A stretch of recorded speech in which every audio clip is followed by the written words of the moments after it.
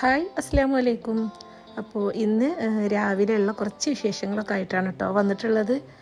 അപ്പോൾ വീഡിയോ എല്ലാവരും മുഴുവനായിട്ട് തന്നെ കണ്ടു നോക്കുക. ഇഷ്ടമായാൽ ലൈക്ക് ചെയ്യാനും എന്തെങ്കിലും കമൻറ്റ് അറിയിക്കാനും മറക്കരുത്. അപ്പോൾ ഇന്നിപ്പോൾ ബ്രേക്ക്ഫാസ്റ്റിന് ഞാൻ ഇൻസ്റ്റൻ്റായിട്ട് റെഡിയാക്കാൻ പറ്റിയിട്ടുള്ള നല്ല ക്രിസ്പി റവ ദോശൻ്റെ റെസിപ്പിയാണ് കേട്ടോ കാണിക്കുന്നത്.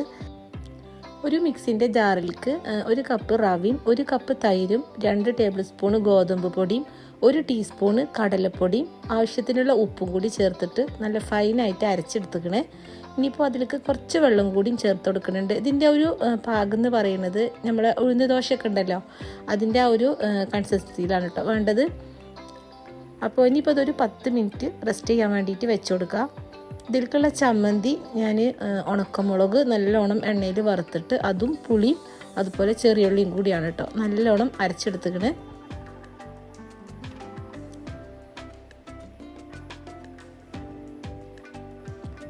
അപ്പോൾ ചമ്മന്തി റെഡി. ഇനിയിപ്പോൾ ഇതിലേക്കുള്ള ഗീർച്ചട്ടിനിയും കൂടി റെഡിയാക്കിയിട്ട് ഞാൻ അവിടെ മാറ്റി വെച്ചിക്കണേ. 10 മിനിറ്റ് ആയപ്പോൾ ഇനിയിപ്പോൾ ദോശ ചുട്ടെടുക്കുക. അതിലേക്ക് ഒരു 1/4 ടീസ്പൂണ് ബേക്കിംഗ് സോഡയും കൂടി ചേർത്തിട്ട് നല്ലോണം ഒന്ന് മിക്സ് ചെയ്തെടുക്കുക.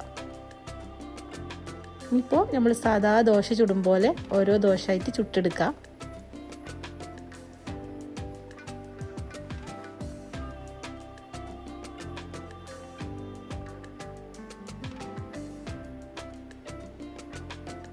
ഇനി ദോശ ജസ്റ്റ് ഒന്നായി വരുമ്പോൾ അതിലേക്ക് ഞാൻ നെയ്യും കൂടി ഒഴിച്ചു കൊടുക്കുന്നുണ്ട്. നെയ്യ് പറ്റാത്തവരാണെങ്കിൽ കുറച്ച് വെളിച്ചെണ്ണ അതുപോലെ ഒന്ന് ആക്കി കൊടുത്താൽ മതി കേട്ടോ.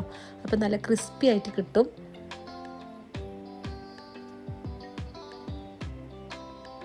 അപ്പോൾ ദോശ കണ്ടാൽ തന്നെ അറിയാം നല്ല അടിപൊളി ക്രിസ്പി റവ ദോശയാണ്. നല്ല ടേസ്റ്റുമാണ് കേട്ടോ കഴിക്കാൻ. ഇപ്പോൾ നമ്മൾ തലേന്ന് ഉഴുന്നൊക്കെ വെള്ളത്തിലിടാൻ മറക്കുകയാണെങ്കിൽ ആ ടൈമിൽ ഇതുപോലെ ചെയ്താൽ നമുക്ക് ഇൻസ്റ്റൻ്റായിട്ട് തന്നെ അതുപോലെ ദോശ കഴിക്കാം കേട്ടോ. പെർഫെക്റ്റ് റെസിപ്പിയാണ്. അപ്പോൾ ഈ ഒരു ഇൻഗ്രീഡിയൻസും കാര്യങ്ങളൊക്കെ സെയിം അളവിൽ എടുത്തിട്ടുണ്ടെങ്കിൽ ഇതുപോലത്തെ അടിപൊളി റവ ദോശ ചുട്ടെടുക്കാം കേട്ടോ.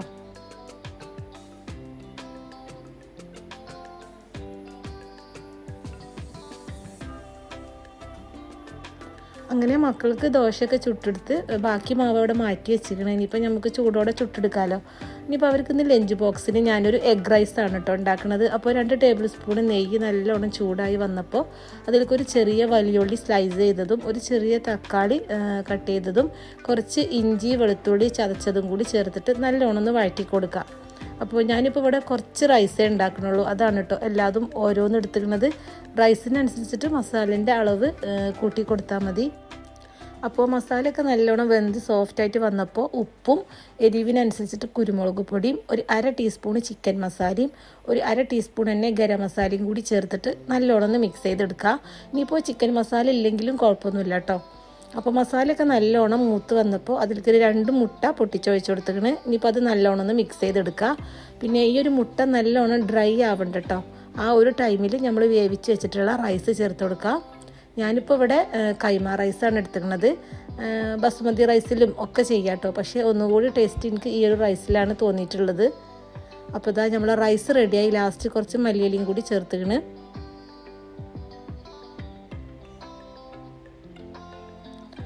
അപ്പോൾ ഇതിലേക്ക് ഞാൻ സൈഡായിട്ട് ഇന്ന് തൈരിൻ്റെ സാലഡാണ് കേട്ടോ കൊടുക്കുന്നത്. ഒരു അച്ചാറുണ്ടെങ്കിലും മതി. അപ്പോൾ മക്കൾക്ക് എന്തായാലും ഇഷ്ടമാവുന്നൊരു റെസിപ്പിയാണ് കേട്ടോ. അപ്പോൾ പെട്ടെന്ന് തന്നെ റെഡിയാക്കിയിട്ട് എടുക്കാനും പറ്റും. അപ്പോൾ എല്ലാവരും ഒന്ന് ട്രൈ ചെയ്ത് നോക്കി. അങ്ങനെ മക്കളെ സ്കൂൾ പോക്കും കാര്യങ്ങളൊക്കെ കഴിഞ്ഞിട്ട് അപ്പോൾ നമ്മൾ ചായ കുടിക്കുകയാണ്.